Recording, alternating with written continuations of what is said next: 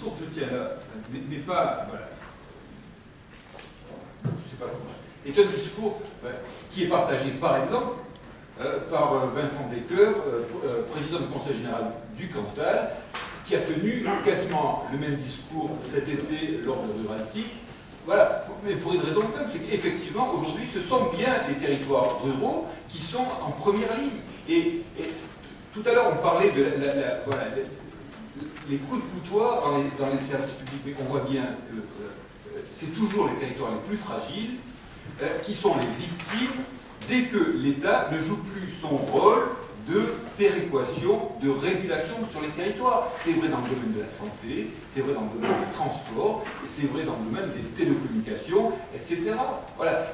Il faut bien quand même, à un moment, que l'État central joue ce rôle-là. Ce qui n'empêche pas que nous soyons volontaires pour plus de décentralisation, pour que, effectivement, on puisse assumer des compétences, mais à condition que les moyens soient donnés à ces territoires. Or, aujourd'hui, on se retrouve dans cette espèce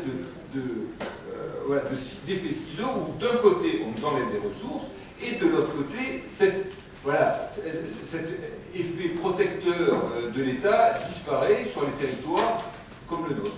Et je trouve ça très dommageable, parce que petit à petit, les ressources se réduisant, nous n'aurons plus bientôt les moyens effectivement d'équiper notre territoire et de le maintenir à hauteur des ambitions qu'on pourra avoir pour lui. Et enfin, on a subi d'une certaine manière ces derniers temps l'arrêt total, parce que voilà, il ne faut plus rêver de l'autoroute A51.